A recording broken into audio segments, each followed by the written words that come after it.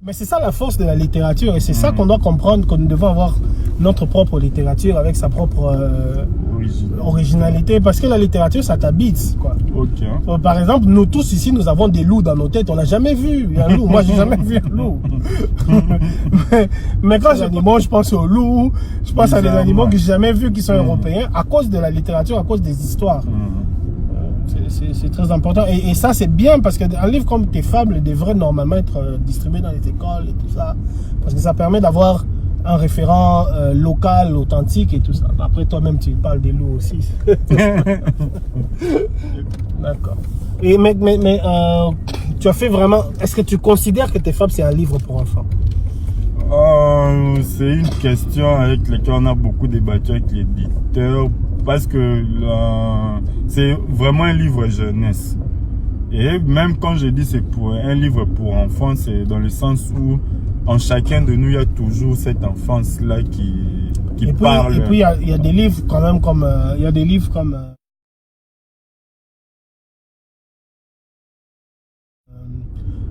Le Petit Prince qui ont plusieurs étages de compréhension. Moi je l'ai lu comme enfant, j'ai adoré. Je l'ai lu comme adolescent, j'ai adoré. Je le lis maintenant adulte. Je le comprends différemment. Il y a des choses que je comprends mieux, évidemment, mais je continue à aimer, quoi. Donc après, c'est pas impossible non plus. C'est même aussi le cas avec les fables de La Fontaine. Quand on répétait comme des perroquets, on avait une certaine compréhension de ces fables-là. Et avec le temps, plus on évolue, on superpose les réalités de la compréhension dans plusieurs étages. Donc, disons que c'est pour tout le monde, mais ça parle.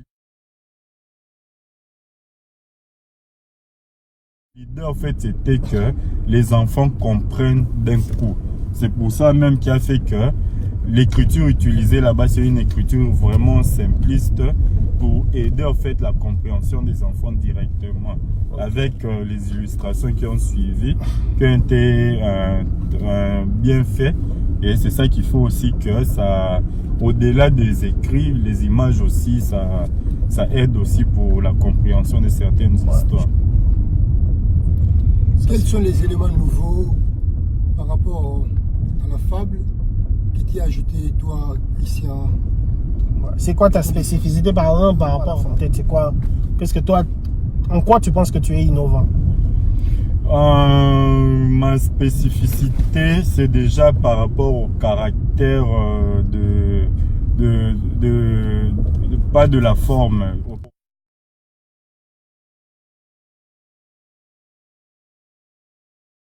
Caractère de l'utilisation en fait en tenant compte des réalités de notre pays. Je n'ai pas voulu, je me suis plus basé sur des réalités qui nous touchent directement en tant que peuple congolais. Bon, certains diront que ça peut être des faits universels, mais tant mieux d'ailleurs, parce que je crois que quand même le travail de l'écrivain c'est de partir du local. Voilà. Et pour ramener à l'universel. Et puis aussi, l'autre apport, c'est dans ce souci-là pédagogique, par l'utilisation d'une écriture très simple pour une meilleure compréhension de... Je ne sais pas si les fables de La Fontaine, à l'origine, ça a été illustré. Je ne sais pas, mais les illustrations, j'ai vu dans certains livres, mais c'était des rééditions, tout ça, mais je ne sais pas. Je crois que du vivant, je ne sais pas si la première édition a été éditée, mais je crois que du vivant de Jean de La Fontaine, il y a déjà eu des éditions illustrées. Bon, sinon, ça allait être l'autre apport pour essayer un peu de montrer que la fusion... Ils ont fait quoi? Oui. La forme aussi. Et la forme aussi. Ces gens nous terrorisent avec leur cortège. On a fait quoi? Transport des policiers. Pas possible. Mais pourquoi ils ont fait ça? Il est tout seul là. C'est pas possible. Bon. Ok. Mais moi j'ai adoré, par exemple, il y a une histoire sur le deuil du lézard et tout ça. Oui, le lézard qui... Ouais, moi j'ai beaucoup aimé. J'ai beaucoup aimé, j'ai trouvé ça très juste. Il y a beaucoup de choses très justes, très vraies dans ça et tout. Alors, je crois que pour écrire des fables, il faut avoir une sorte de sagesse intérieure, personnelle. tu es très jeune quand même, tu étais encore plus jeune quand tu l'écrivais. D'où ça te vient là, ce regard un peu apaisé, parce que voilà quoi. En fait, moi, je suis de nature très calme. Ça, toutes les personnes qui me côtoient le voient facilement. Et je n'ai pas l'habitude de souvent... J'ai en fait une grande capacité d'observation. Au-delà de la lecture que j'ai fait dans mes heures un peu perdues, tout ça, j'observe beaucoup de choses. C'est ainsi que la plupart des histoires relatées dans les fables, ce sont des faits anodins, des faits de tous les jours. Que moi, je peux avoir... J'ai été témoin d'un spectacle de la nature et j'ai en fait mon interprétation à moi. Et la plupart des gens qui lisent en fait ces fables se rendent compte que les histoires qui sont développées là, ce sont en fait des faits de tous les jours. Il y a celui du chien, du chat, il y a celui Moi, j'ai du participé à plusieurs restitutions, des séances critiques, des livres et tout. J'ai toujours eu l'impression que tu as peur d'assumer le fait que tes fables avaient un message politique. Bon, dans notre, je veux dire, dans notre imaginaire, quand tu parles du lion, du pouvoir et tout ça, tu peux pas dire que c'est pas politique. Il y a des fables qui parlent du pouvoir et tout, mais apparemment tu as peur d'assumer le fait que ton message pouvait être politique. Peut-être les interprétations, chacun a à sa façon, mais moi en l'écrivant en fait, il y a par exemple l'histoire du roi Soleil. Okay, beaucoup lisent qui apparente cela au dictateur ou tout ça. En partie c'est vrai, mais pour moi quand je l'écrivais, je pensais plus à ce côté dictateur que chacun de nous a au fond de lui. Mais on peut généraliser ça. En fait, c'est l'idée en fait dans quel esprit moi je l'écrivais. C'est dans cet esprit-là que quand je l'écrivais ça, je ne pensais même pas, par exemple, au président. Après, tu es un écrivain. Qu'est-ce que tu penses de ton rôle en tant qu'écrivain dans la société? Est-ce que tu crois que tu as un message politique, social à apporter? Religieux même, si tu veux. Oui, en tant qu'écrivain chrétien, j'ai déjà beaucoup de choses religieuses à apporter, déjà. Et même par rapport à... Écrivain chrétien, mais auteur de poèmes libertins. Oui, poèmes libertins, en fait, c'est... en fait, le libertin, là, c'est mis exprès pour... Justement, dans mon dinda, moi, c'est quelque chose que j'ai fait à ma façon. Pour que... Parce qu'en fait, c'est dans ce sens-là que se justifie le libertin. Ceux qui nous suivent ne comprennent pas. Il faut préciser que Christian publie dans quelques jours un recueil de poèmes qu'il a qualifié de poèmes libertins. Voilà. Donc, et les libertins, en fait, c'est en fait, je suis entré dans cette liberté-là de faire de la poésie comme je le ressentais. Il y a par exemple des fables que les gens trouveront dedans où j'ai rimé avec des anagrammes. Il y a aussi des histoires à l'intérieur où je suis en train de créer un genre de poésie nouvelle où j'ai fait en fait en fait le souci c'est plus pédagogique. J'ai fait un poème avec le nom des œuvres des autres écrivains. J'appelle ça de la mnémopoésie. Donc c'est un peu des trucs que j'ai osé comme ça. Dans le libertinage, oui, c'est en fait ça le libertinage, c'est plus par rapport à ça. Et là tu vas décevoir certains qui étaient prêts à acheter les poèmes.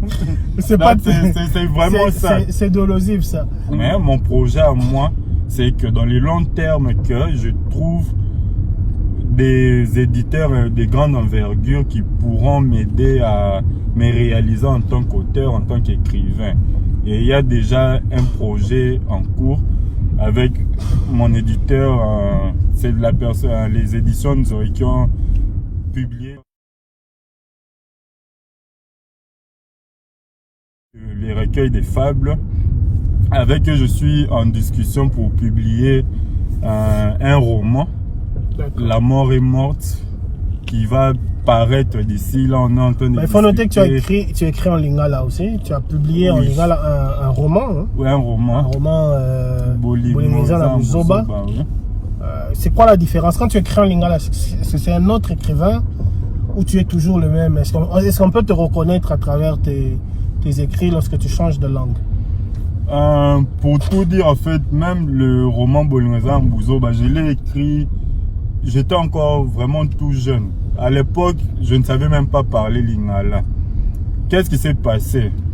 Tellement que les gens autour de moi avaient l'habitude de se moquer de moi. On m'appelait même Amela Mundele parce que il y avait des choses que je ne comprenais même pas en lingala. Ça me donnait un peu un air naïf dans certaines discussions. J'ai tout fait à une époque de ma vie pour comprendre en fait même les bases du lingala. Tout ça, je me suis formé. Et à l'intérieur de moi, je m'étais dit, tiens, pourquoi ne pas même commencer à écrire une histoire? C'est comme ça en fait que j'avais commencé ce projet de roman que j'avais juste repris à la demande de l'éditeur des éditions Mabike pour la publication.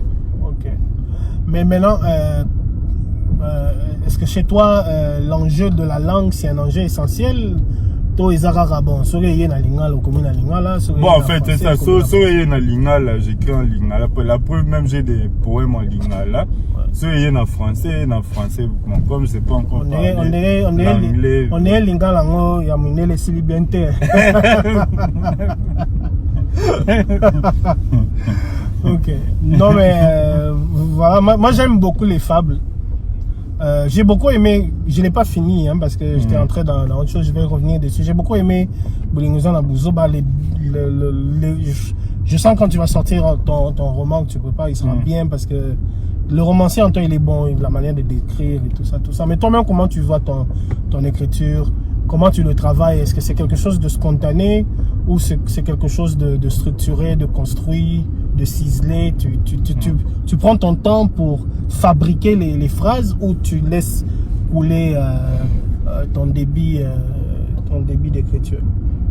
Avec le poème, généralement, l'essentiel des recueils de poésie que je fais actuellement sont des trucs que j'ai écrits avant que j'ai 25 ans.